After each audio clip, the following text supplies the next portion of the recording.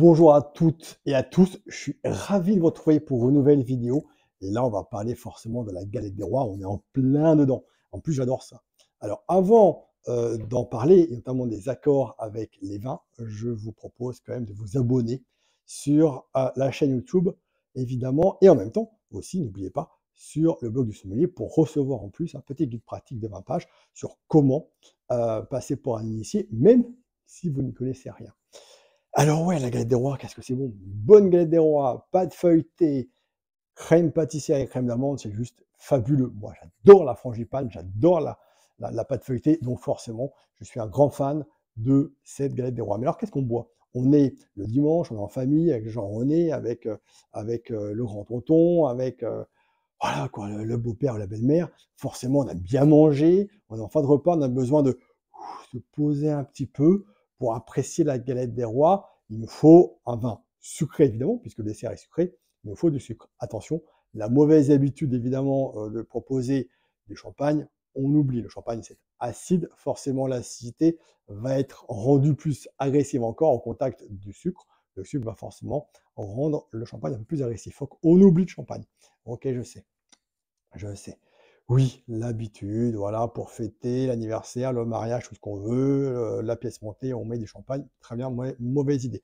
On va partir sur un vin sucré. Alors, vous allez dire, ouais, mais un vin sucré, c'est souvent trop sucré.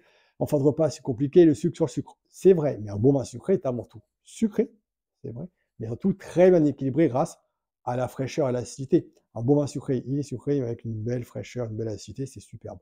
Alors, je vais vous proposer non pas de partir forcément sur des vins comme des vendanges tardives, sélection de Grenoble, des Côtes de Bélion, des Quarts de Chaume, des Bonzo, ou encore des Sauternes ou Montbazillac. Partons peut-être sur quelque chose d'un petit peu plus fin, élégant, et pourquoi pas en plus avec un petit peu de bulles. Des bulles très très fines en revanche. Claret de Die, on n'y pense pas la claret de Die, c'est magnifique. Cépage muscat, c'est élégant, c'est raffiné, c'est très raisin, hein, c'est vrai que c'est croquant. En plus, on a un taux d'alcool qui est relativement faible, on a à peu près 6, 7, 8 degrés d'alcool. La bulle, elle est très fine, et du coup, ça donne de la fraîcheur à un vin qui est pétillant et donc sucré. C'est superbe, c'est facile, très digeste, ça donne de la vitalité, une belle énergie d'ensemble, et c'est vrai que en plus, c'est désaltérant. Donc c'est super agréable, servez-le plutôt à 10-12 degrés. Si on veut s'écarter un peu la claret de Die, partons en Normandie.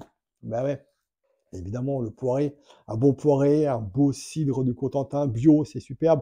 Pour 7, 8 ou 10 euros, on en trouve de très bon. On est à 3, 4, 5 degrés d'alcool. Allez voir les bons cavistes pour ça. Autre possibilité, tiens, on n'y pense quasiment jamais.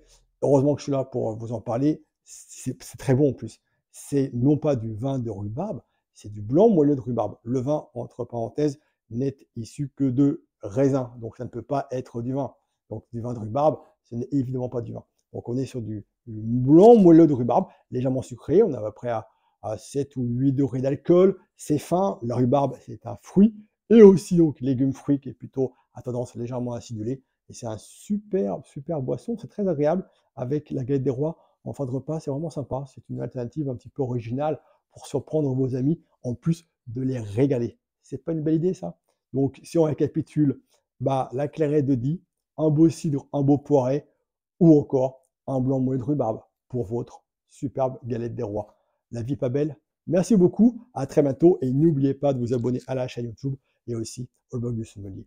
À très bientôt et merci pour votre fidélité.